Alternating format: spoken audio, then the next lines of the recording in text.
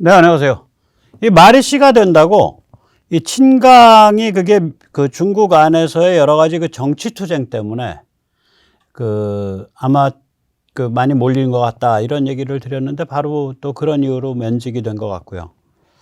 그 다음에 이제 어저께는 우크라 전쟁을 아주 오래간만에 정리를 하면서 이게 갈 때까지 가는 거고 아조프해까지 밀고 내려가게 되면 그러면 육지 연결, 그러니까 러시아의 그 육지 회랑이 끊겨갖고 러시아군에 그러기도 하면 이제 전세가 완전히 바뀝니다. 뭐 이런 얘기를 했는데 오늘 그 공세가 본격화됐다 그러더라고요. 그래서 이제 공습도 막 많이 하고 그 다음에 이제 제가 이제 어제 말씀드릴 때는 폴란드와 영국 등지에서 이렇게 훈련받은 정예가 투입되지 않았다 그랬는데 오늘 비로소 그 정예들이 투입돼 가지고 그 자포리지아 지역에서 아조프해로 밀고 내려가고 있다. 또 심지어는 우크라 군에서는 약 3주 정도 걸리면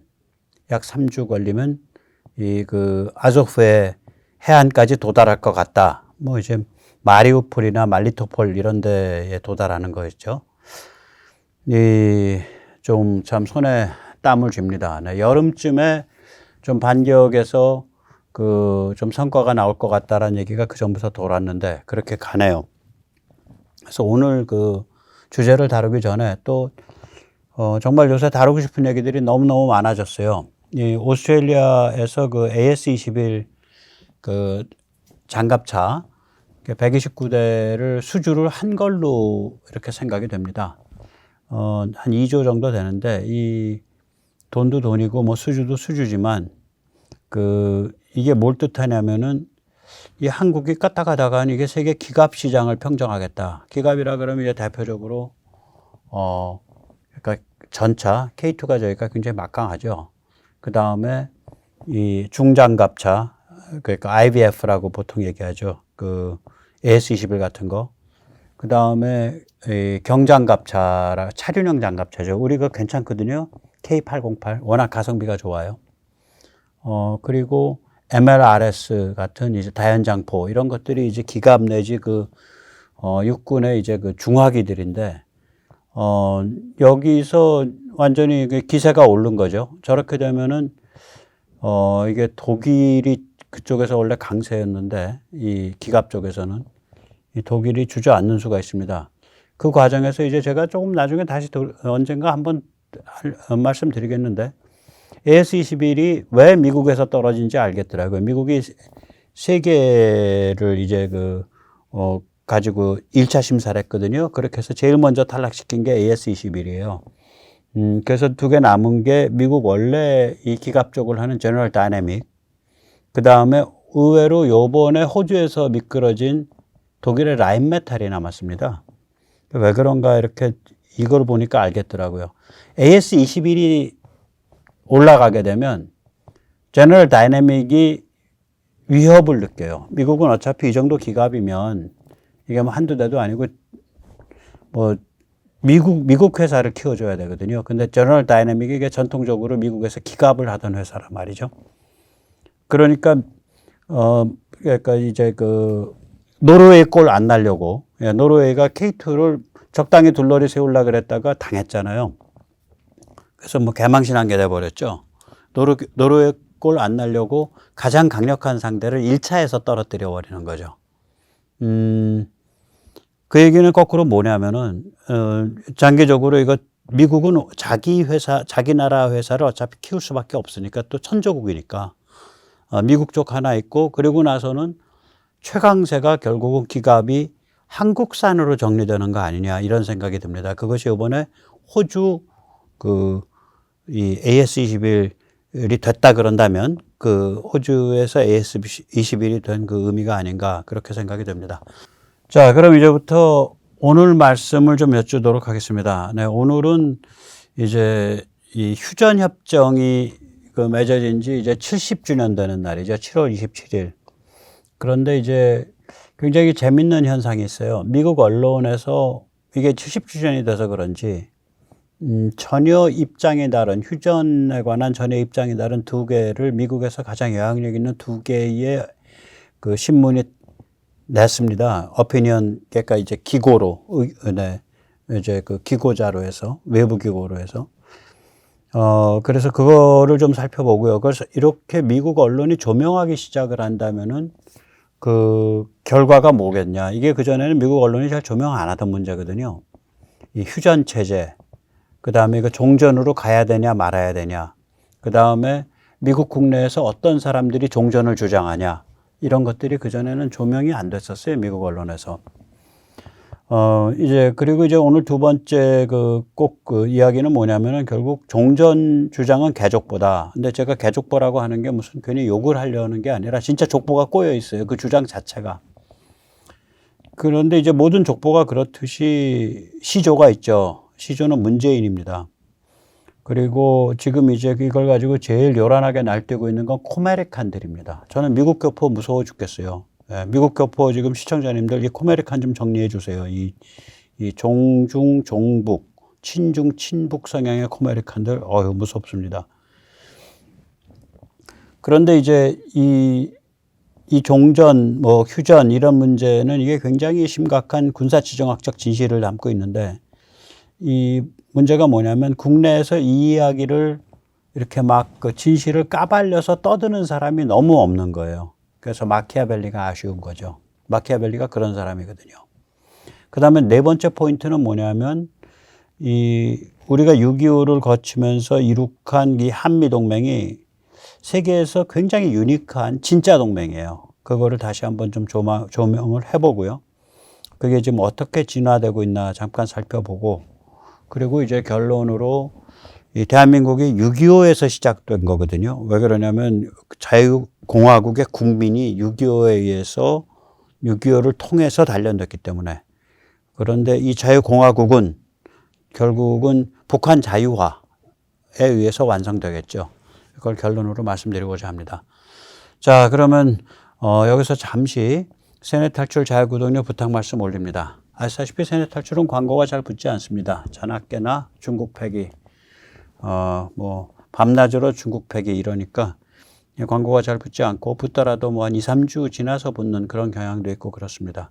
도와주시면 보다 좋은 컨텐츠로 찾아뵙는데 커다란 힘이 되겠습니다. 감사합니다. 그러니까 7월 25일 날 월스트리트저널이 지성호 의원, 탈북자죠. 지성호 의원의 글을 게재했습니다. 이 제목을 보면 거기에 다 요약이 됩니다. 한국에 관한 가짜 평화운동. 크리스틴 안이라는 인물은 주한미군 철수뿐 아니라 하와이를 포함한 태평양 전체에서 미군을 빼야 한다고 주장하는 인물이다. 이게 제목과 부제예요. 당연히 여기서는 크리스틴 안 같은 사람들의 주장이 얼마나 위험하고 황당한지 공격하는 그러한 내용이 되겠죠. 네, 지성호 의원 감사합니다. 제대로 투고를 해 주셨습니다. 자, 그러면 7월 25일 날은 월스트리트 저널이 이거를 다뤘는데, 월스트리트 저널이라 그러면 제일 그래도 보수적인 식자층들이 제일 많이 보죠. 그러면 이제 대중적 부수로 보면 뭐가 제일 부수가 크냐? 네.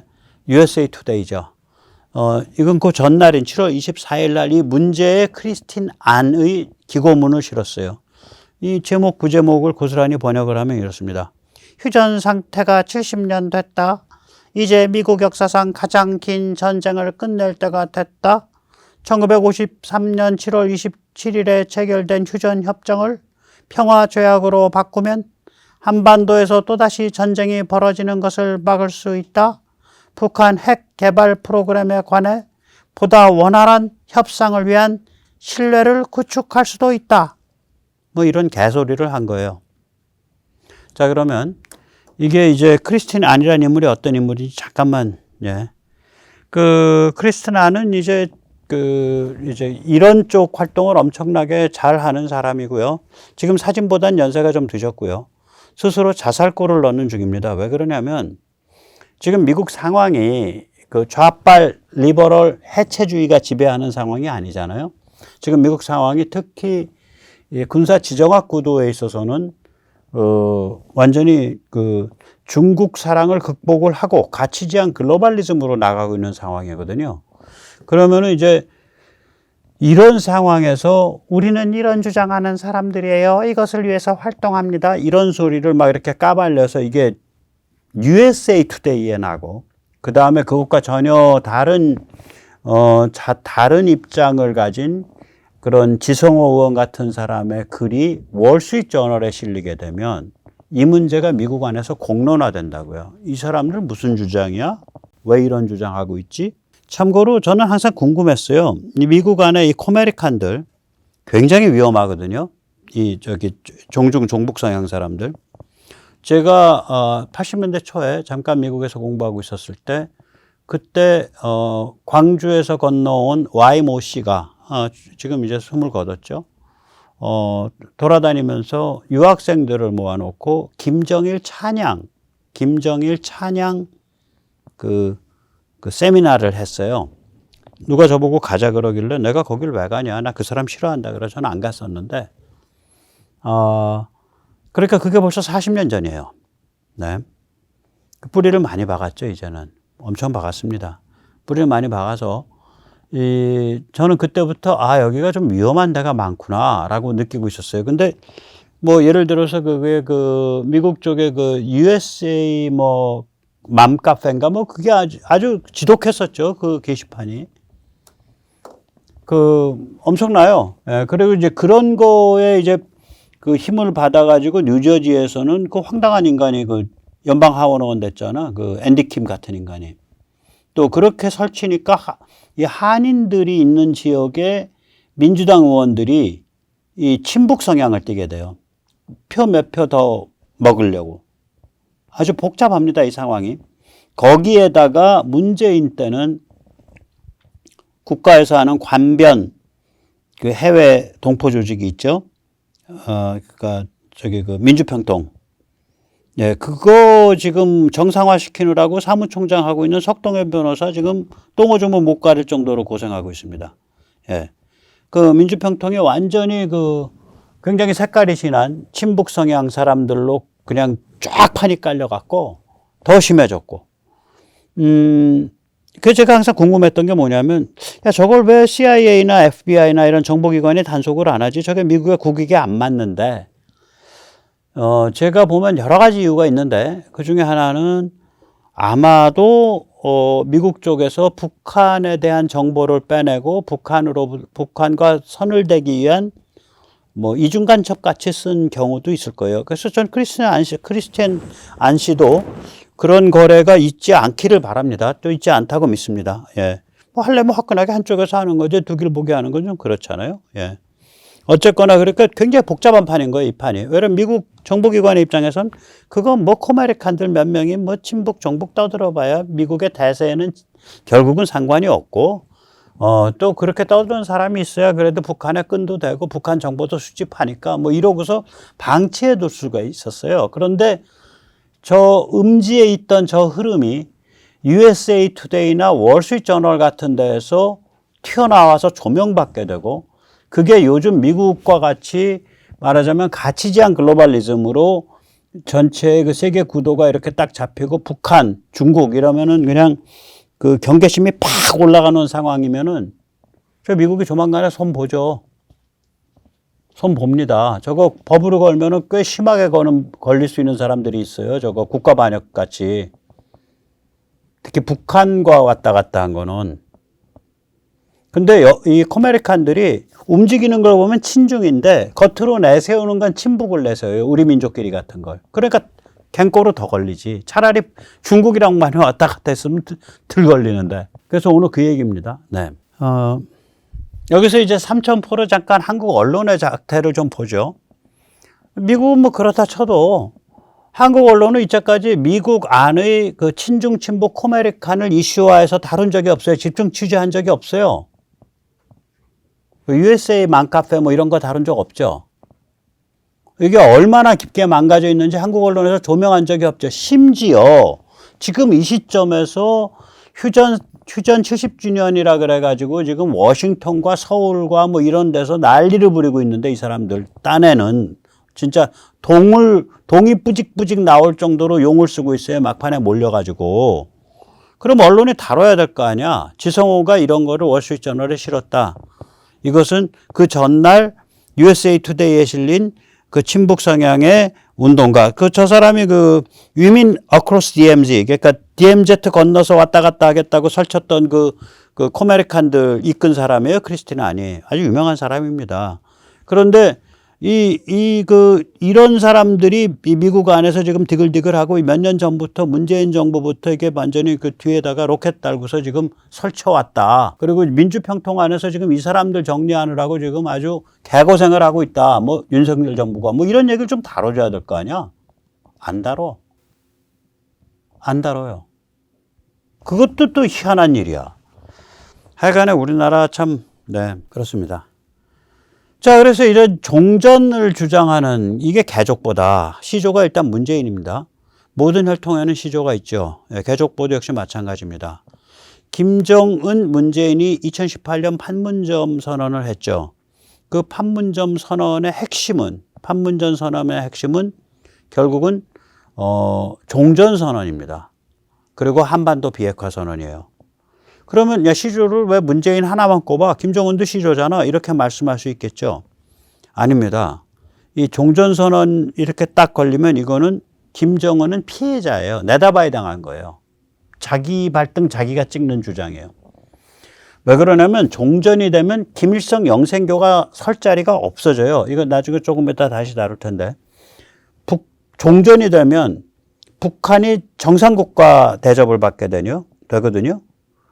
그리고 말하자면은 그 중국 영향권으로 확 빨려 들어가는 걸 막아주는 장치가 없어져요. 그 장치가 한반도 긴장 상태고 유엔사의 존재인데 그게 없어지니까 그냥 중국이 북한은 그냥 통째로 집어먹죠. 그럼 당연히 김일성 영생교는 날려버리게 되죠. 그 다음에 한반도 비핵화되면 김일성 영생교에 유리해질 것 같아요? 안 그렇습니다. 대량학살 전체주의 사교는 항상 바깥 세상은 온통 악마입니다. 그렇기 때문에 우리가 핵을 필요로 합니다. 뭐 이런 식의 신체어의 아와 비아, 그러니까 나와 적대되는 바깥 세상 이 관점을 피바다 문맥에서 극으로 몰아는 게 김일성 영생교거든요. 그래서 저 신체어 싫어하고요. 잠수함에 신체어 뭐 이런 함, 도산 안창호함 이런 거 싫은 거. 도산 안창호는 또 다른 성격이 좀 다른 문제인데 뭐 아무튼 간에 그런 거죠. 그 다음에 이제 그래서 이런 세뇌를 못 하게 되기 때문에 영생교 작살나는 거예요. 비핵화되면. 그러면 비핵화가 된다는 얘기는 핵을 내려놓아도 되는 세상이란 뜻이고 핵을 내려놓아도 되는 세상이란 얘기는 영생교가 없어져도 되는 세상이란 뜻이 되거든요. 따라서 2018년 판문점 선언은 중국에 절대적으로 유리하고 김일성 영생교에 절대적으로 불리한 내용을 담고 있는 거예요. 그러면 김정은이가 뭐 바보가 아닐 텐데 왜 거기에 손뼉을 마주쳐 준 거야? 이렇게 손뼉 마주쳐 주면 문재인이가 퍼줄 줄 알았지. 그걸 기대해 준 거죠. 그러면 문재인은 근데 퍼줄 생각이 없죠. 왜냐하면 유엔 그 결의가 2017년 유엔 결의가 있기 때문에 퍼주고 싶어도 못 퍼줘요. 나중에도 나오지만 퍼주려고 뭐 육로로 보내려 그러면 유엔사가 막았거든. 그때 그랬어요. 유엔사가 막았다고요. 이 육로 컨택에 대해서. 그리고 그걸 돌파할 의지가 없다고 문재인은. 그럼 결국 뭐예요? 사기꾼이지. 자기가 실행할 능력이 없다는 것을 알면서도 혹은 실행하지 못할 것 같다라는 걸 알면서도 그걸 하겠다라고 떠벌려서 상대방을 끌어들이면 이게 사기거든요. 그러니까 문재인은 대한민국은 국가 반역이요. 북한은 악질 사기입니다. 저 그림이 바로 문재인이가 김정은을 사기쳐가지고 내다봐야 하고 있는 광경입니다. 예, 우리가 굉장히 이렇게 단선적으로 보면 안 돼요, 저거. 예. 그래서 이걸 좀 정리를 하면 이런 거죠. 제가 종전 주장은 이건 개족보다. 이게 왜냐? 겉으로는 마치 북한 체제를 역성 들고 편드는 척 해요. 그런데 실제로 까고 보면, 야, 진짜로 종전 상태가 돼서 북한이 정상국가로 대접받고, 그러면은 영생교가 살아남겠어? 아니지. 중국이 바로 집어먹지. 왜 집어먹냐? 조금 이따 다시 설명해요. 바로 나와요. 그 영생권 골로 가는 거예요. 그러니까 이 종전협정은 김일성 영생교를 골로 보내는 건데 이건 북한 자유화가 아니라 북한 중국화죠. 북한 중국화예요. Mainlandization of North Korea예요. 홍콩에서 일어난 본토화 같은 현상이 북한에서도 일어나는 거예요. 그 길목의 이름이 종전선언이에요. 그래서 저 종전선언 하는 사람들을 가만히 보고 있으면 저 사람들이 친북이라면 IQ가 2자리고요. 저 사람들이 IQ가 좀 되는 사람이면 저거는 중국 간첩이 북한 간첩인 척 흉내내고 있는 거다. 이렇게 보여요. 제 눈엔. 제 눈엔 그렇게 보입니다. 그러니까 그걸 그대로 적용을 하면 문재인은 IQ가 2자리든지 아니면 종중이다. 이렇게 되는 거예요. 예. 제가 이게 이 종전선언이 왜 북한 영생교에 왜 아주 불리한 건가 다시 한번 말씀을 드립니다. 저기 김정은 씨, 이렇게 김정은 씨 당신 이렇게 참 그 가려운데 긁어주니까 나한테 좀 장학금 좀 보내고 그래. 이런 사람이 어딨어? 당신 참 아픈 거 내가 다 이렇게 얘기해 주잖아, 진실을. 예, 이렇습니다. 이 유엔 사령부, 유엔군 사령부, UNC는 이게 역사상 유일 사례거든요. 이게 북한 급변 사태 때 국제사회가 개입하는 통로예요. 얼마나 멋있어, 유엔군 깃발 들고. 그런데 재밌는 건 뭐냐면 그러면 북한에서 급변 사태 일어났을 때 유엔사가 움직인다. 움직여라. 움직이지 마라. 이거 누가 결정하냐? 유엔 총회가 결정하는 것도 아니고 유엔 안보리가 결정하는 것도 아니고 유엔사가 자체 결정해요. 스스로. 미국이 결정하는 거예요. 그래서 이게 기막힌 마법의 깃발이에요. 겉으로 보면 유엔 깃발이야. 그런데 겉으로 보면 유엔 깃발인데 실제로 내용을 까면 미국이 주도하는 자유진영이에요. 그리고 미국이 절대적인 결정권을 갖죠. 그래서 여기 주한미군 사령관에 대해서 모자를 3개를 쓰고 있다고 얘기를 해요.